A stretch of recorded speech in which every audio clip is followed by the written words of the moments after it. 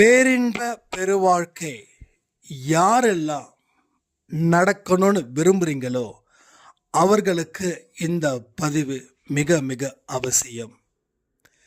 தினமும் 1 மணி நேரம் கனவுகளை காண்பதன் மூலமாக அடுத்த 48வது நாட்களில் அதை அடைய முடியும்.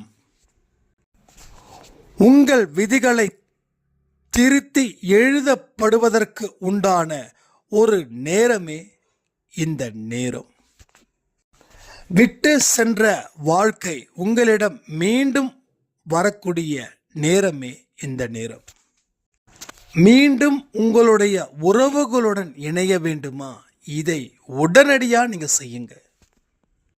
இந்த பதிவை கேட்டு அதை செயல்படுத்தும் போது வெல்லப் போவது நீங்கள்தான் அப்படின்னு சாயப்பாவோட குரல் உங்க மனதில் ஒலித்தே தீரும். நல்லவர்கள் பக்கம் தெய்வம் துணை நிற்கும். மகாபாரதத்தில் அர்ஜுனர் பக்கத்தில் தான் கடவுள் நின்னார், புரிஞ்சுக்கோங்க. தெய்வம் நிற்கும் இடத்தில்தான் வெற்றி கிடைக்கும். நீங்க என்ன இந்த பதிவை முடிஞ்சதுக்கு அப்புறம் கடவுள்கிட்ட கேட்குறீங்களோ அது அப்படியே நடக்கும். இனி ஒவ்வொருவரும் இந்த பதிவை கேட்கும் போதே அன்பே சாயப்பா வாழ்க அப்படின்னு ஒரு கமெண்ட்டை போட்டுட்டு அதற்கப்புறமா இந்த பதிவுகளை முழுமையாக கேளுங்கள். ஓம் சாயிரா சாயிரா, ஓம் சாயிரா சாயிரா, ஓம் சாயிரா சாயிரா, அன்பே சாயிரா, பேரன்பே சாயிரா, அகிலம் தளிக்க ஆத்மா விழிக்க அனுதினம் சாயிரா, எங்கள் அன்பே சாயிரா.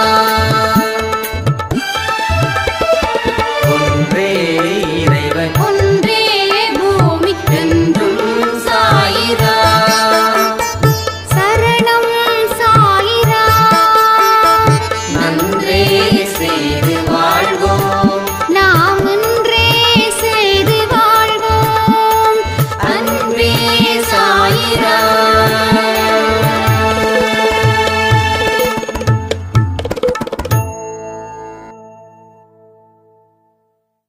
சாயிரா. என் உயிரின் உயிரானவர்களே, ரொம்ப பொறுமையா நிதானமா கேளுங்க. நாம செய்யக்கூடிய சின்ன சின்ன தவறுகளால நாம எவ்வளவு பெரிய ஒரு கஷ்டத்தை இங்க அனுபவிக்கிறோம் அப்படின்னு. நம்ம வாழ்க்கையில தவறுகள் செய்கிறோம். தவறுகள் செய்யறதால வாழ்க்கையில கஷ்டப்படுறோம். அந்த கஷ்டத்தை அனுபவிக்கிறதால மீண்டும் கஷ்டப்பட்டு ஒரு வாழ்க்கையை தேர்ந்தெடுக்கிறோம். அப்போ தவறுகள் செய்ததால கஷ்டப்பட்டோம். அந்த கஷ்டத்தை போக்க மீண்டும் கஷ்டப்பட்டு நம்ம வாழ்க்கையில முன்னேறுகிறோம். இதுல இருந்து உங்களுக்கு என்ன புரியுதுன்றதை கமெண்ட் பண்ணுங்க. அப்போ தவறுகள் செய்யாம இருந்தா கஷ்டப்படாத ஒரு வாழ்க்கைய வாழ்ந்திருக்கலாமா இல்லையா? அப்போ கஷ்டப்படாத ஒரு வாழ்க்கையை வாழும்போது தான் நீங்க முன்னேற்றத்துக்கு உண்டான ஒரு பாதையை தேர்ந்தெடுத்திருக்கீங்கன்னு அர்த்தமாகுது. அப்ப நாம செய்த தவறுகளை சரி பண்ணவே ஒரு பிறவியும் ஒரு மனுஷனுக்கு தேவைப்படுகிறது. அந்த பிறவியில அவன் முழுசா அதுல இருந்து வெளி வரானா அப்படின்னு பார்த்தா இல்லை. ஒரு மனுஷன் இந்த உலகத்தை விட்டு போகும்போது சந்தோஷமா போறானா? நீங்க கேள்விப்பட்டிருக்கீங்களா? உங்க உறவுகள் யாராவது வாழ்க்கையோட இறுதி நாட்களில் சந்தோஷமா இந்த உலகத்தை விட்டு போயிருக்காங்களா? இதுக்கு மட்டும் பதில் சொல்லுங்க. அப்போ தவறுகள் செய்ததற்காகவே அதை தவறு சரி பண்ணவே அவனுடைய காலம் போகுது. அந்த காலமும் அவனுக்கு போதுமானதாக இல்லை. அப்போ இதுல இருந்து என்ன தெரிஞ்சுக்கணும் அப்படின்னா, முன்னேற்றத்திற்கு உண்டான பாதையை மட்டும்தான் பார்க்கணுமே தவிர, வேற எந்த ஒரு பாதையில் நம்ம பயணங்கள் செஞ்சாலும் அந்த பயணம் யாருக்கும் எந்த வகையிலையும் இன்பத்தையும் சந்தோஷத்தையும் அள்ளி தராது. இதுதான் நீங்க தெரிஞ்சுக்க வேண்டிய முதல் பாடம். அப்போ உங்களுடைய சுய முன்னேற்றம், சுய சிந்தனை, சுய அறிவு இது எங்கிருந்து வருதுன்னா, கடவுள் கொடுத்த அறிவினால, கடவுள் கொடுத்த வழிகாட்டுதலின்படி அது மேலோங்கி நிற்குது. இப்போ நம்ம சுய அறிவையும் சுய சிந்தனையும் நம்மளால ஏற்படுத்த முடியல. ஏன்னா இன்னைக்கு கஷ்டம் அளவுக்கு அதிகமாக இருக்குது. ஒரு இடத்துல கடன் வாங்குறோம், அங்கே இருந்து ஒரு ப்ரெஷர். ஒரு சில இடத்துல ஃபேமிலி மூலமாக ஒரு ப்ரெஷர். இப்போ அடுத்தவங்க சொல்ல கேட்க வேண்டிய ஒரு கட்டாயம் ஒரு மனுஷனுக்கும் ஏற்படும் போது அவன் சுய சிந்தனையையும் சுய அறிவையும் அவன் பயன்படுத்துறத நிறுத்திடுவானா, நிறுத்த மாட்டானா? அப்போ இப்போ இருக்கக்கூடிய பிரச்சனைகளை மட்டும்தான் அவன் தீர்க்கணும். அதற்கு அடுத்தவர்கள் சொல்லக்கூடிய வழிகளின் படிதான் போய் ஆக வேண்டும். தம்பி, இன்னைக்கு 10,000 ரூபாய் நீ கொடுக்கலன்னா அவ்வளோதான், அவன் வீட்டுக்கு முன்னாடி வந்து உண்டு இல்லைன்னு செய்யறன்னு ஒருத்தன் மிரட்டல் விட்டான்னு வச்சுக்கோங்க, காலையில் 6 மணிக்கு வந்து. அப்போ நம்ம என்ன பண்ணுவோம்? இப்போ சுய சிந்தனையை வச்சு முன்னேற்ற பாதையில் போக முடியுமா? முதல்ல இவனுடைய கடனை தீர்க்கணும். மீண்டும் இவன் வந்தா எனக்கு இருக்கிற பேரும் போயிடும். அப்போ அவன் சொல்படி நம்ம என்ன பண்ணுறோம்? இன்னும் 4 பேர்கிட்ட போய் பிச்சை எடுக்கிறோம். எப்பா கொஞ்சம் 10,000 ரூபா வேணும், எவ்வளோ இருக்குதோ நீ கொடு. 1000 வாங்கினா கூட 10 பேர்கிட்ட வாங்கிடலாம். 5000னா கூட 2 பேர்கிட்ட வாங்கிடலாம். 2000னா கூட 5 பேர்கிட்ட வாங்கிடலாம். இந்த மாதிரி சரி, 1000 10 பேர்கிட்டையும், 2000 வாங்கினா 5 பேர்கிட்டையும், 5000 வாங்கினா 2 பேர்கிட்டையும், அந்த மாதிரி கணக்கின்படி நாம் போவோம். அப்போ இந்த இடத்துல சுய முன்னேற்றமும் இல்லை, சுய அறிவும் இல்லை, சுய சிந்தனையும் இல்லை. ஆனாலும் ஒரு சக்தி வீணாக்கப்படுகிறது. எதற்காக? அந்த கஷ்டத்தில் இருந்து வருவதற்காகத்தான் உங்களுடைய சுய சக்தி, சுயம்பு நிலையில் இருக்கக்கூடிய சக்தி அது வீணாக்கப்படுகிறது. அப்போ முன்னேற்றத்திற்கு அந்த சக்தி வீணாக்கப்பட்டுச்சுன்னா அது பிரச்சனை இல்லை. ஆனால் இந்த கஷ்டத்தில் இருந்து வெளிவருவதற்காக இந்த சக்தி பயன்படுதுன்னா அந்த சக்தியால் முன்னேற்றத்துக்கு உண்டானது இல்லை, அழிவை தடுப்பதற்காக தான் அந்த சக்தி பயன்படுகிறது. அப்போ ஒரு நாளும் இந்த பிரச்சனைகளை தீர்ப்பதற்காகவே நம்ம வாழ்க்கையை வாழ்ந்தா முன்னேற்றத்திற்கு உண்டான வாழ்க்கையை எப்போ வாழ முடியும்? இதுதான் கேள்வி. நீங்க என்னைக்குமே வந்து அதே இடத்துல தான் இருக்கீங்களே தவிர அடுத்த அடி எடுத்து வைக்க முடியல. இதற்கு ஒரு விஷயத்தை நான் சொல்லவா? விதி உருவாக்கப்படுகிறதா, விதியை நீங்க உருவாக்குறீங்களா? அடிக்கடி என்கிட்ட நீங்க சொல்லக்கூடிய வார்த்தை என்ன தெரியுமா? விதிப்படிதானே என் வாழ்க்கை நடக்கும். இப்போ இந்த விதியை யார் உருவாக்குறா? நீங்க உருவாக்குறீங்களா, இல்ல கடவுள் விதியை உருவாக்குறாரா? இதற்கு என்ன பதில்? இந்த ஒரே ஒரு பதிலை வச்சு நீங்க எந்த இடத்துல தங்கியிருக்கீங்க, உங்களுக்கு என்ன பிரச்சனை இருக்குது அப்படின்றதையும் நம்ம முழுசா இந்த பதிவில் பார்த்துடலாம். அப்போ விதி தான் என்ன வந்து இந்த இடத்துல வருது அப்படின்னா, உங்க வாழ்க்கையில இந்த ஜென்மத்தில் முன்னேறுவதற்கும் சிரிப்பதற்கும் சந்தோஷமா இருப்பதற்கும் வெற்றி கொடியை கட்டுவதற்கும் இந்த ஜென்மம் உங்களுக்கு ஆகாது. இல்லை விதியை நான் தான் உருவாக்குறேன் அப்படின்ற ஒரு இடத்துல நீங்க உங்க மனசை இந்த பதிவு முடிஞ்சதுக்கு அப்புறம் வச்சிட்டிங்கன்னா இந்த ஜென்மத்திலேயே உங்களுடைய சந்தோஷம், நிம்மதி, ஆரோக்கியம், உங்க பிரச்சனைகள் எல்லாமே தீர்ந்துடும். உங்க சந்தோஷம் பிரச்சனைகள் தீரும், சந்தோஷம் பெருகும், வெற்றி பெருகும், வெற்றி கொடியை கட்டிட முடியும் இந்த ஜென்மத்தில். ஸோ விதியை நாம தான் உருவாக்குறோமே தவிர கடவுள் விதியை உருவாக்கவே இல்லை. நீங்க எந்த விஷயத்தை இந்த நாளில் செய்கிறீங்களோ அதுதான் நாளைய விதியா மாறுது. ஸோ விதி அப்படின்றது கர்மா. கர்மான்றது நல்ல ஒரு வார்த்தை, நல்ல ஒரு வார்த்தை. அந்த கர்மான்றது செயல். நீ என்ன செய்கிறப்பா இதை வச்சு தான்ப்பா உன் வாழ்க்கையில் ஃபியூச்சர். நீ எதுவுமே செய்யலை ஆனால் புலம்பிக்கிட்டே இருந்தனா உன் வாழ்க்கை இருட்டதில் தான் போய் நிற்கும், இருண்டு போய் தான் நிற்கும். அதில் சந்தேகமே வேண்டாம். இல்லை, நீ செய்யக்கூடிய செயல்கள் யாவும் புனிதமானது, அர்த்தமானது, முன்னேற்றத்திற்கு உண்டானது. அந்த அடிப்படையில் இன்னைக்கு ஒரு செயலை நீங்க செய்யும்போது அந்த செயலுக்கு ஏற்ற மதிப்பும் மரியாதையும் இந்த ஜென்மத்திலேயே உங்களுக்கு வழங்கப்படும். ஸோ கடவுள் அப்படின்றது ஒரு ஜட்ஜ், ஒரு நீதிபதி. ஸோ குற்றவாளிகள் தண்டனை செய்தா அந்த தண்டனையை கொடுக்கறது கடவுள். குற்றவாளிகள் தண்டனை செய்யல அப்படின்னா குற்றவாளிகளை விடுதலை செய்வதும் கடவுள். அப்போ அந்த நீதிபதி. அப்போ அந்த நீதிபதி குற்றவாளியை உருவாக்கல. அந்த மனிதன் தான் தான் குற்றவாளி இல்லையான்றத அவனுடைய செயல்கள் மூலமா அவன் நிரூபிக்கிறான். அப்ப நல்லவர்கள் பக்கம்தான் நீதிபதி இருப்பது போல நல்லவர்கள் பக்கம்தான் தெய்வமும் துணை நிற்கும். தெய்வம் யார் சைடில் துணை நிற்குதோ அவங்க ஜெயிப்பாங்க. உதாரணத்துக்கு மகாபாரதம். அப்போ நாம செய்யக்கூடிய செயல்கள் எப்படிப்பட்டதாக இருக்கிறதோ அப்படிப்பட்டதாக விதியும் நம்மால் உருவாக்க முடியும். இரண்டாவது, தெய்வத்துடைய துணையும் நம்முடன் இருக்கும்.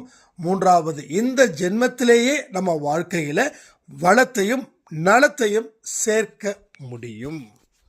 இதுதான் மிகப்பெரிய ஒரு கொஸ்டின் இந்த பதிவில். இந்த ஒரு பதிவின் மூலமா நீங்க மாறிட்டீங்க அப்படின்னாவே உங்களுக்கு எந்த வழியில நீங்க வாழணும் அப்படின்ற ஒரு பதிலையும் சாயப்பா கொடுப்பார். நான் ஒன்று சொல்றேன், ஒரு அடி நீங்க எடுத்து வச்சீங்கன்னா 10 அடியை அவர் எடுத்து வைப்பார். அந்த ஒரு விஷயத்தை நீங்க கேள்விப்பட்டிருப்பீங்க. அதனுடைய லாஜிக்கான நம்பர்ஸ் தான் நம்மளுடைய அன்பே சாயில 1:10. இப்போ நான் ஒரு அடியை உங்ககிட்ட எடுத்து வச்சுட்டேன். இனிமே சாயப்பா 10 அடியை உங்ககிட்ட எடுத்து வைப்பார். அப்ப என்ன அர்த்தம்? ஒரு பதிவில் சொல்லப்பட்ட விஷயத்தை சந்தேகமின்றி அதை ஏற்றுக்கொண்டு தன்னால் முடியும் அப்படின்ற ஒரு மனநிலையை ஏற்படுத்தி தன்னுடைய வெற்றி பயணத்தை எவன் ஒருவன் தொடங்குகிறானோ அவனுடைய வாழ்க்கையில கடவுள் மிகப்பெரிய அற்புதத்தை செய்வார். அவர் செய்யக்கூடிய அற்புதத்தை நீங்க கனவுல கூட நினைச்சு பார்க்கவே முடியாது. ஒவ்வொரு மனுஷனுக்கும் கற்பனைகள் இருக்கும். ஆனா அந்த கற்பனைகளும் கனவுகளும் நினைவாவதற்கு வாய்ப்புகளே இல்லை அப்படின்னு சொல்லியும் அவன் முடிவு பண்றதுன்றது ஒரு சாதாரண ஒரு நிலை தான். அதில் எந்த மாற்றமும் இல்லை. ஏன் அப்படின்னா அவன் இன்னைக்கு இருக்கக்கூடிய நிலைமையில நாம பார்க்கக்கூடிய கனவுகள் பலிக்குமா அப்படின்னு ஒரு விதமான விரக்தி தன்மையை அவன் கொடுக்குறான். ₹1 கை வசம் இல்லை, ஆனா நான் கோடீஸ்வரனா இருந்தா எப்படி இருக்கும் அப்படின்னு கற்பனை பண்ணும்போது கூட அந்த கற்பனை பண்றதுக்கு கூட நம்ம மனசு இடம் கொடுக்கல. நம்மளே ஒரு பிச்சைக்காரன், நம்ம ₹1 கோடி அதிபதியா நம்ம ஃபாரின் காரில் போவோமா வருவோமா? இந்த மாதிரி அவனுடைய கற்பனையை பண்ண முடியாத அளவுக்கு அவன் வாழ்க்கையில விரக்தி தன்மையை அடைகிறான். நான் ஒன்று சொல்லுறேன், அதை முடிஞ்சா பண்ணுங்க. தினமும் 1 மணி நேரம் இந்த மாதிரி கனவுகளை நீங்க காணுங்க. உங்களுக்கு என்ன பிடிச்சிருக்குதோ அந்த மாதிரி ஒரு வாழ்க்கையை நீங்கள் வாழ்ந்துக்கிட்டு இருப்பது போல 1 மணி நேரம் இல்லை அரை மணி நேரம் இல்லை தூக்கம் வர வரைக்கும் கனவுகள் காணுங்கள். மதிய கனவு வேண்டாம், அது வேலைக்கு ஆகாது. ஸோ இரவு உறங்கும் முன் பெட்டுக்கு போவீங்க இல்லையா, அப்போ எல்லா வேலையும் முடிச்சுட்டு தூங்க போகும்போது அந்த நேரத்தில் உங்களுக்கு எந்த மாதிரியான வாழ்க்கையை வாழணுமோ அதே மாதிரி வாழ்க்கைக்கு உண்டான கனவுகளை காணுங்கள். இந்த கனவுகளை தினந்தோறும் நீங்கள் காணும் பொழுது எத்தனை நாட்குள்ள தெரியுமா உங்களோட மனசும் உங்களுடைய விதியும் உங்கள் கர்மாவும் மாறும். அடுத்த 48வது நாளுக்கு அப்புறம் உங்கள் வாழ்க்கையில் ஒரு மாற்றத்தை நிச்சயமாக சாய்ப்பா ஏற்படுத்தியிருக்காருன்றது பிறர் மூலமாக நீங்கள் தெரிந்து கொள்ளலாம். பிறர் மூலமாக என்னுடைய கனவு ரொம்ப விசித்திரமானதுங்க, ரொம்ப ரொம்ப விசித்திரமானது. சொல்லவா?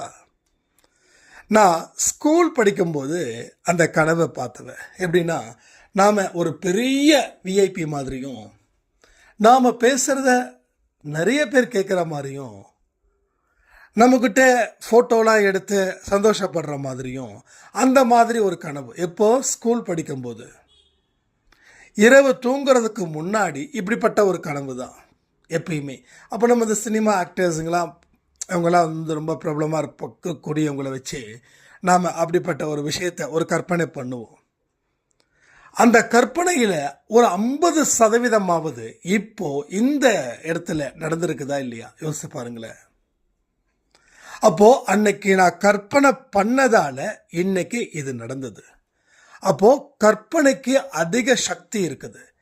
இந்த கற்பனைகள் எல்லாம் நினைவா மாறணும்னு ஆழ் மனசுல ஒரு தாக்கத்தை அது ஏற்படுத்துது.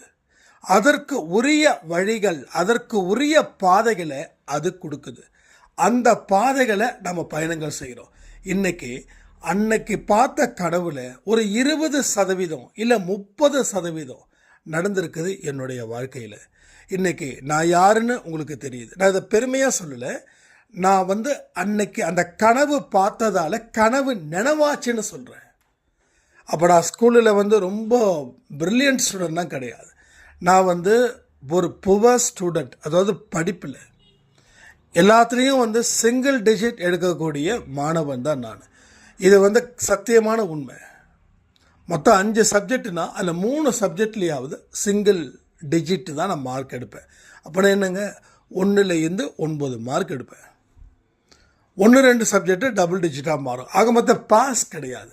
ஸோ அப்படிப்பட்டவன் அந்த மாதிரி கனவுகள், அதாவது எவன் ஒருவன் வலியோடு இருக்கிறானோ அவனுக்கு அட்லீஸ்ட் கனவுலையாவது சந்தோஷமான ஒரு வாழ்க்கையை பார்க்கலாமே அப்படின்னு நினைப்பான் இல்லையா? அது போல தான். அதே போல் காலேஜ் படிக்கும் போதும் ஒரு சில கனவுகள் வரும். நாம் ரொம்ப பெருசாக ரொம்ப அழகாக இருக்கிற மாதிரி, ரொம்ப ஸ்டைலாக இருக்கிற மாதிரி, நம்மள தேடி நிறைய பெண்கள் பேசுறது போல். அதாவது அந்தந்த பருவத்தில் அந்தந்த கனவுகள் வந்தது, ரைட்டா? அப்போ நம்ம இல்லை முடியாது அப்படின்னு சொல்லி ஒரு ஹீரோக்கள் அப்படி எப்படி உதாசனப்படுத்துவாங்களோ, பெண்கள் தன்னை தேடி காதல் சொல்லும்போது அந்த மாதிரியான ஒரு வைப்ரேஷன். அதுவும் என்னோட காலேஜ் முடிகிற ஸ்டேஜிலேயே அதுவும் நடந்தது. அப்போ தான் யோசித்தேன், கனவுகள் மூலமாக எவ்வளவு விஷயங்கள் நல்லதாக படுகிறது. அப்போது என்னுடைய கர்மாவையும் என்னுடைய விதியையும் நான் மாற்ற முடியும் என்றால் நான் ஏன் கனவு காணக்கூடாது?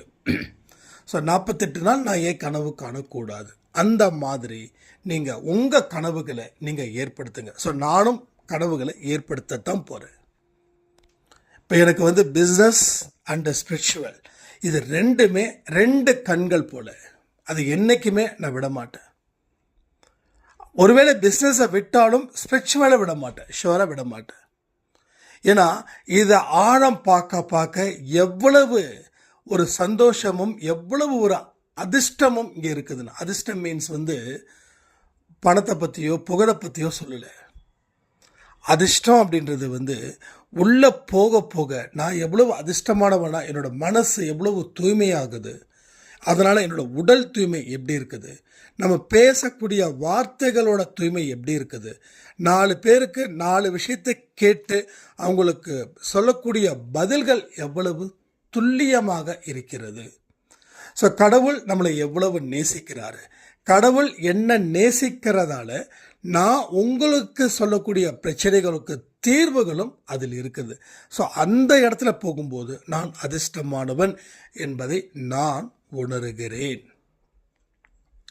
ஸோ நிறைய பேரோட வாழ்க்கையை என்னால் ஈஸியாக கணிக்க முடியுதுங்க. அதாவது அதுக்காக ஜாதகமோ கைரகையோ நான் பார்க்கறது இல்லை. ஒரு 10 நிமிஷம் அவங்கள பேச விட்டால் அந்த 10 நிமிஷத்திலேயே அவங்களுடைய நம்பிக்கை எப்படி, அவங்க வாழ்க்கையில் எந்த இடத்துல இருந்து இந்த இடத்துக்கு வந்திருக்காங்க, இந்த இடத்துல அவங்க என்ன யோசிக்கிறாங்க, அடுத்த 10 வருஷத்துக்கு அப்புறம் அவங்களால எப்படி இருக்க முடியும் அப்படின்றத என்னால் 100க்கு 100 தீர்மானமாக துல்லியமாக என்னால் சொல்ல முடிகிறது. ஆனால் இதை நான் உங்ககிட்ட யாராவது என்கிட்ட கேள்வி கேட்கும்போது நான் பதில்கள் சொல்லும்போது அது நெகட்டிவாக போயிடுன்ற ஒரே ஒரு அச்சம் மட்டும்தான் எனக்கு இருக்குதே தவிர வேறு எதுவும் இல்லை. அதனால தான் சில விஷயங்களை நான் இன்டைரக்டாக சொல்லுவேன், பார்த்து செய்யுங்க அப்படின்னு. ஏன்னா சில பேர் கடவுளை குருட்டுத்தனமாக நம்பி நான் கடவுளோட நம்பிக்கையில் தான் நான் எல்லா வேலையும் தொடர்கிறேன் அப்படின்னு. அப்போ நான் கேட்டேன், உங்கள் அனுபவம் எப்படின்னா, அனுபவம்லாம் இல்லைங்க, கடவுள் துணை இருக்குதுன்னு. இல்லைம்மா, அனுபவமும் முக்கியம்.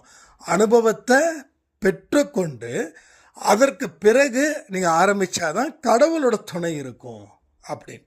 அதை சில பேர் கேட்குறாங்க, சில பேர் கேட்கல. நம்ம என்ன பண்ண முடியும்?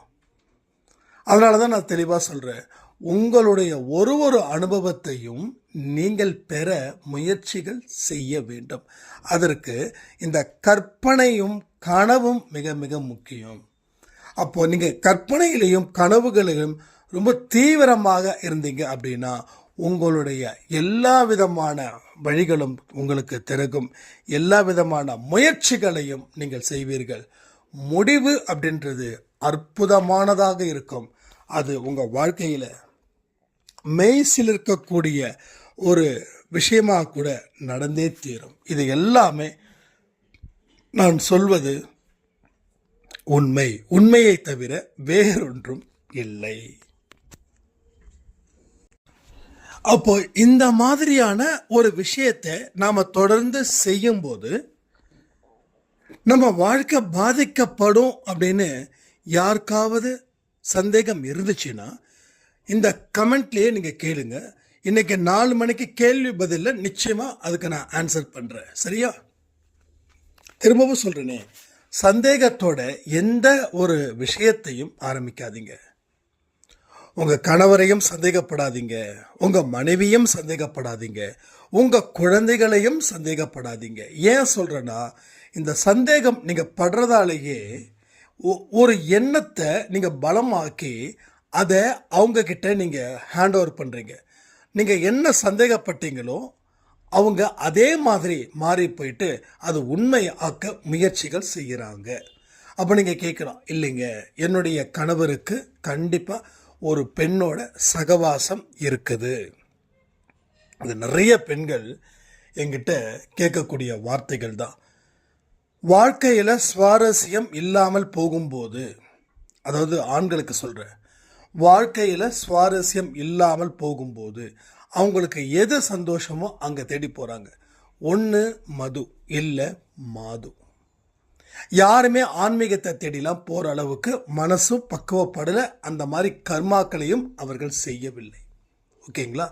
இப்போது ஒரு குடிகார கணவனையும் இல்லை பெண்கள் கிட்ட போகிற ஒரு கணவனையும் என்ன வகையில் திருத்தலாம் அப்படின்னா, அதுக்கும் இந்த கனவு வாழ்க்கை தேவைப்படுகிறது. உங்கள் கணவர் உங்கள் மீது அன்பாக இருப்பது போல, உங்கள் கணவர் உங்கள் மீது அன்பு நிறைந்த அக்கறையாக இருப்பது போல கனவுகளை காணுங்கள். 48 நாட்கள் கனவுகள் காணுங்க. அப்போது ஒவ்வொரு நாளும் அவர் மேலே வைக்கக்கூடிய அபிப்பிராயம் அப்படின்றது நல்லதாக மாறும். 49வது நாள் உங்கள் கணவருக்கே உங்கள் மேலே அளவுக்கு அதிகமான நம்பிக்கையும், அவர் உங்களை இவ்வளவு நாள் நம்ம மிஸ் பண்ணிட்டோமே அப்படின்ற ஒரு எண்ணமும் அவருக்கு நிச்சயமாக வந்து சேரும். இது நடக்கலைன்னா என்கிட்ட கேளுங்க. ஆனால் இதை வலிமையாக்க வேண்டிய வேலை உங்களுது. நான் என்ன சொல்கிறேன்னா, 8 மணி நேரம் உழைச்சா நீங்கள் கோடீஸ்வரன் ஆயிடும்னா நான் சொல்கிறேன். ஆனால் அந்த 8 மணி நேரம்ன்ற உழைப்பு இல்லாமல் ஆக முடியாது. நீங்கள் சும்மா வேலை செய்கிற மாதிரி பாசாங்கு பண்ணக்கூடாது. அதே போல் அவங்க சொல்லக்கூடிய வேலையை தாண்டி வேறு எதையும் சிந்திக்கவும் கூடாது. மாடு போல் வேலை செய்கிற அப்படின்னு சொல்லக்கூடியவர்களை நான் வெறுக்கிறேன். ஏன்னா மாடுக்கு 5 அறிவு, அந்த 5 அறிவு இருக்கக்கூடியதே அவ்வளோ நல்லா வேலை செய்யுதுன்னா 6 அறிவு படைத்த மனிதன் ஏன் மாடோட கம்பேர் பண்ணிக்கணும்? அப்போ இவனுக்கும் 5 அறிவு தான் அப்படின்னு அவன் முடிவு பண்ணிட்டானா? அப்போ சுய சிந்தனைகள், சுய அறிவுகள் எங்கே போச்சு? நாம் செய்யக்கூடிய வேலைகளில் நம்ம என்ன பண்ணுறோம், ஒரு ஸ்டேஜுக்கு மேலே அந்த வேலையை கற்றுக்க மாட்டேங்கிறோம். அது தேவையில்லை, மாதம் கொடுக்குறாரு, இப்படி போதும் நம்ம நினைக்கிறோம். அதாவது நீங்கள் நல்ல பெருமையாக இன்னும் அறிவுபூர்வமாக வாழணும்னு சொல்கிறவங்களுக்கு போதுன்னு நினைக்கிறவங்க ஓகே, அது ஒன்றும் பண்ண முடியாது. அந்த போதுன்றதில் மனநிறைவு அடைகிறாயா? ஓகே, சந்தோஷம். ஒரு பழைய சூழலில் ஒரு மனநிறைவு அடையுதுன்னா ஓகே, நீ கவலைப்பட வேண்டாம். ஊருக்காகவோ பேருக்காகவோ வாழ வேண்டாம், உனக்காக நீ வாழு, அது போதும். உனக்கு என்ன தேவையோ அதை நிறைவேற்றிக்கும். உன்னால் முடியாதுன்ற ஒரு விஷயத்தை மட்டும் நம்பாத. உன்னால் முடியுன்ற விஷயத்தை நம்பு. ஆனால் உனக்கு இதில் சந்தோஷம் கிடைக்குதுன்னா அந்த சந்தோஷத்துக்குள்ளேயே வாழு. இல்லை, நான் இன்னும் பேர் வாங்கணும், நான் இன்னும் பல பேர்கிட்ட நான் ரீச் ஆகணும், என்னை பற்றி பெருமையாக பேசணும் அப்படின்னா உன்னோட முயற்சிகளை இன்னும் அடுத்த அடிக்கு எடுத்து வைக்கணும். உன்னோட அறிவுகளை இன்னும் 10 மடங்கு விரிவுபடுத்தணும். அப்போ அறிவுகளை எப்படி விரிவுபடுத்த முடியும்? அந்த விஷயத்தை பற்றி தெரிஞ்சுக்கிறதாலையும் அந்த விஷயத்தை பற்றி அவேர்னஸ் இருக்கிறதாலையும் தான் உன்னால் அடுத்தடுத்த கட்டத்துக்கு போக முடியும். புரியுதா உங்களுக்கு? அப்போது எவ்வளவு பெரிய மோசமான கணவனையும் கூட மாற்றிடலாம், எவ்வளவு பெரிய மோசமான மனைவியாக இருந்தால் கூட மாற்றிடலாம். ஒரு சாராம் தினமும் சொல்லுவாங்க, என்னோட மனைவிக்கு கொஞ்சம் வேற ஒரு மேலே தொடர்பு இருக்குது, என்னை விடணும், என்கிட்ட டைவர்ஸ் வாங்கணும் அப்படின்றாங்க. என்னால் என்னோட மனைவியை நான் அளவுக்கு மீறி நேசிக்கிறேன், அன்பாக இருக்கேன் நான் அப்படின்னு. அவருக்கும் இந்த ஒரு பதிலை சொல்லிடுறேன். ஒரு விஷயத்தை முடிவு பண்ணிக்கோங்க, உங்களை விட்டுட்டு பிரியணும்னு முடிவு பண்ணிட்டா அதுக்கு குட் பை சொல்கிறது ரொம்ப ரொம்ப ரொம்ப ரொம்ப நல்லது, ரொம்ப நல்லது. ஏன்னா உங்ககிட்ட இந்த சந்தோஷத்தை அவங்க கொடுக்க முடியலன்னும் போது நீங்களும் சந்தோஷமாக இருக்க முடியாது. ஒரு விஷயம் இருக்கிற வரைக்கும் தான் அது பிரச்சனை கொடுக்குது, அது இல்லை அப்படின்னா அது பிரச்சனைகளை கொடுக்கறது இல்லை. அதை புரிஞ்சுக்கோங்க. வாழ்க்கையில் நான் 2 இடத்துல இவ்வளவு பெரிய தோல்விகளை நான் சந்திச்சிருக்கேன். அதனால் இல்லை அப்படின்னும் போது இல்லைன்ற ஒரே கஷ்டம்தான், இருக்குதுன்னும் போது 1000 கஷ்டங்கள் ஒரு மனுஷனுக்கு சூழத்தான் செய்யும். ஸோ ரியாலிட்டியை அக்செப்ட் பண்ணிக்கோங்க. ரியாலிட்டி அக்செப்ட் பண்ணிவிட்டு இன்னும் நீங்கள் கனவுகள் காணுங்க. உங்களுக்குன்னு ஏற்கனவே ஒரு பெண் உருவாக்கப்பட்டிருக்கிறாள். அவள் உங்களை அன்புடன் பாதுகாப்பாள், அக்கறையுடன் உங்கள் கூட இருப்பாங்க. உங்களுக்கு தேவையான அத்தனை நல்ல விஷயங்களையும் அவர்கள் செய்வார்கள், நீங்களும் அவர்களுக்கு செய்வீர்கள். நீங்கள் 2 பேரும் சேர்ந்து சந்தோஷமான ஒரு வாழ்க்கையை வாழுவீங்கன்னு சொல்லி நீங்கள் யாரு உங்ககிட்ட குட் பை கேட்குறாங்களோ அவங்களுக்கு சிரித்த முகத்துடன் குட் பை சொல்லிட்டு அடுத்த 48 நாட்களுக்கு இந்த கனவுகளை நீங்கள் காணுங்கள். கண்டிப்பாக சொல்கிறேன், உங்கள் வாழ்க்கையில் இப்போ இருக்கிற மனைவியை விட 1000 மடங்கு நல்ல குணவதியாக டெஃபினட்டாக 100% நிச்சயமாக வருவார்கள். புரியுதா உங்களுக்கு? ஸோ எதற்கும் ஃபீல் பண்ண வேண்டாம். என்ன வேணுமோ அதை கடவுள்கிட்ட கேட்டு நான் கனவு காண போகிற உன் மீது இருக்கக்கூடிய நம்பிக்கையில், அதே போல் என்னுடைய வாழ்க்கையிலையும் நான் மாற்றத்தை ஏற்படுத்தவும் போகிறேன். ஸோ ஏற்படுத்தி செயல்படுத்தி அதை உனக்கு நான் வெற்றி காணிக்கை ஆக்குகிறேன் அப்படின்னு சொல்லி முடிவு பண்ணுங்க. உங்கள் வாழ்க்கை நல்லா இருக்குன்னு சொல்லி இந்த பதிவை நான் முடிக்கிறேன். ஜெய் சாய்ராம்.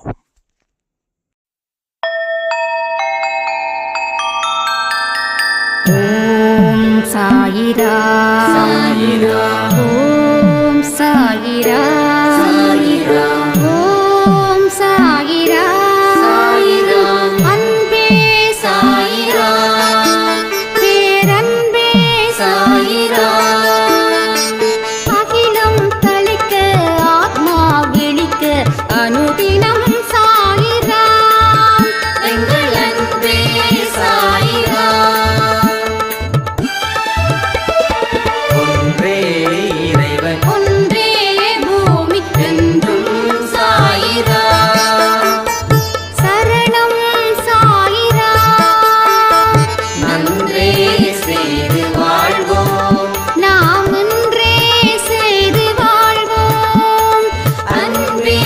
சாயிரா